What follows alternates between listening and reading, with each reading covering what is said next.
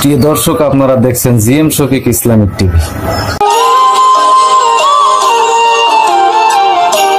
প্রিয় দর্শক, এখন আপনারা দেখবেন সাপ্তাহিক জামাত বিএনপির খবর।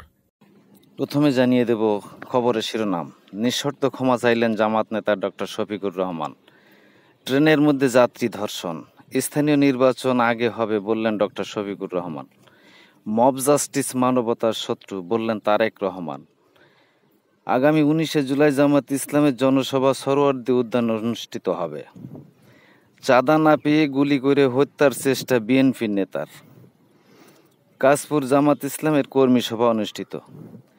খালেদা জিয়া, আজহারুল ইসলাম মান্নান ও 6বার ইউপি চেয়ারম্যান নির্বাচিত সাবেক চেয়ারম্যান ফজলুল হকের আশু রোগ মুক্তির কামনা।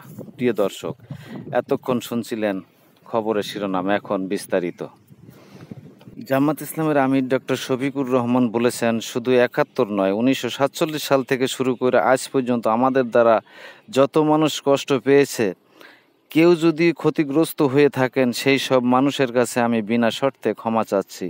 গত মঙ্গলবার রাতে ঠিকানা টিভি এর এক টক শোতে এক প্রশ্নের জবাবে তিনি কথা বলেন।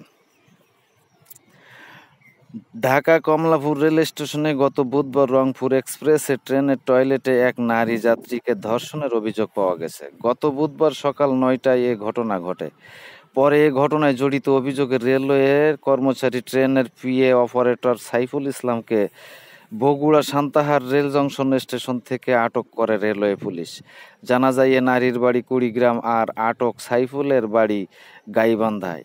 এ বিষয়ে ঢাকা রেলওয়ে থানার ভারপ্রাপ্ত কর্মকর্তা জয়নুল আবেদিন জানান, এ ধর্ষণের ঘটনাটি তারা জেনেছেন। ডক্টর মোহাম্মদ ইউনূসের নেতৃত্বাধীন অন্তর্বর্তী সরকারের অধীনে ত্রয়োদশ সংসদ নির্বাচনের আগে স্থানীয় সরকার নির্বাচনের দাবি জানিয়েছেন জামাতে ইসলামী। দলটি দলীয় প্রতীকসহ নিবন্ধন পুনঃবহালের গেজেট প্রকাশের পরদিন গত বুধবার নির্বাচন কমিশনারের সঙ্গে বৈঠকে এ দাবি জানিয়েছেন দলটির সহকারী secretary general HM. Hamidur Rahman. Mob justice মানবতার শত্রু। বিএনপি এর ভারপ্রাপ্ত চেয়ারম্যান তারেক রহমান বলেছেন, এখন মব জাস্টিস নামে এক হিংস্র উন্মাদনা মানবতার শত্রু হয়ে দাঁড়িয়েছে। এটি গণতান্ত্রিক সংস্কৃতি গড়ে তোলার পরিবেশ বিপন্ন করবে। আন্তর্জাতিক নির্যাতন বিরোধী দিবস উপলক্ষে বুধবার এক বাণীতে তারেক রহমান কথা বলেন। আগামী 19শে জুলাই শনিবার বেলা 2টায় রাজধানী ঢাকাস্থ সরোয়ার্দী উদ্যানে বাংলাদেশ জামাত ইসলামের উদ্যোগে জাতীয় সমাবেশ অনুষ্ঠিত হবে। আসন্ন জাতীয় সংসদ নির্বাচনে অবাধ, সুষ্ঠু ও নিরপেক্ষ শান্তিপূর্ণভাবে অনুষ্ঠানের লক্ষ্যে লেভেল প্লেয়িং ফিল্ড নিশ্চিত করেন। সব গণহত্যার বিচার, প্রয়োজনীয় মৌলিক সংস্কার, জুলাই ঘোষণাপত্র বাস্তবায়ন, জুলাই অভ্যুত্থানের শহীদ ও আহতদের পরিবারের পুনর্বাসন, আরবি পদ্ধতিতে জাতীয় নির্বাচন অনুষ্ঠান এবং প্রবাসীদের ভোট প্রদানের ব্যবস্থার দাবিতে এ সমাবেশ অনুষ্ঠিত হবে। চাঁদা না পেয়ে বন্দুক দিয়ে গুলি করে হত্যার ও চেষ্টার অভিযোগ উঠেছে ওয়ার্ল্ড বিএনপি নেতা সভাপতি শাহজাহান ভূঁইয়া ও তার সহযোগীদের বিরুদ্ধে। উপজেলা সাদিপুর ইউনিয়নের আমগাঁও ঘটনাটি ঘটেছে। এ বিষয়ে ভুক্তভোগী প্রবাসী সোহরাব হোসেন সোনারগাঁ থানায় এক লিখিত অভিযোগ করেন। সোনারগাঁ থানার ওসি বলেন, তদন্ত করে এ ব্যাপারে ব্যবস্থা নেওয়া হবে।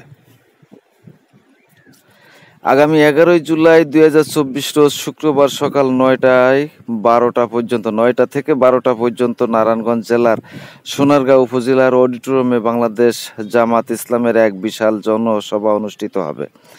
এই জনসভাকে কেন্দ্র করে গত 27শে জুন বাদ আসর কাশপুর সোনাপুরস্থ বাইতুল শরফ মসজিদে কাশপুর উত্তর ও দক্ষিণ অঞ্চলের বাংলাদেশ জামাত ইসলামের যৌথ প্রস্তুতি কর্মী সভা অনুষ্ঠিত হয়।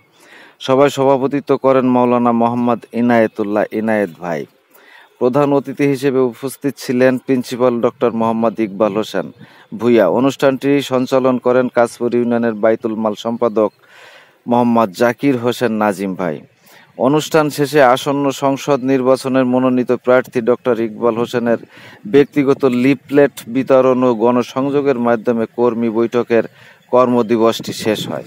কাশপুর হকার মার্কেট আয়োজিত গত রবিবার 29শে জুন বিকাল 4টায় কাশপুর মসজিদ মার্কেটের সামনে কাশপুর ইউনিয়ন বিএনপি এর উদ্যোগে সাবেক প্রধানমন্ত্রী বেগম খালেদা জিয়া, সোনারগাঁ থানা বিএনপি এর সভাপতি ও আসন্ন সংসদ নির্বাচনের প্রার্থী মোহাম্মদ আজহারুল ইসলাম মান্নান এবং সাবেক 6বার কাশপুর ইউনিয়ন পরিষদ নির্বাচিত চেয়ারম্যান মোহাম্মদ ফজলুল হক সাহেবের আশু রোগ মুক্তি কামনা ও দোয়া মাহফিলের আয়োজন করা হয়।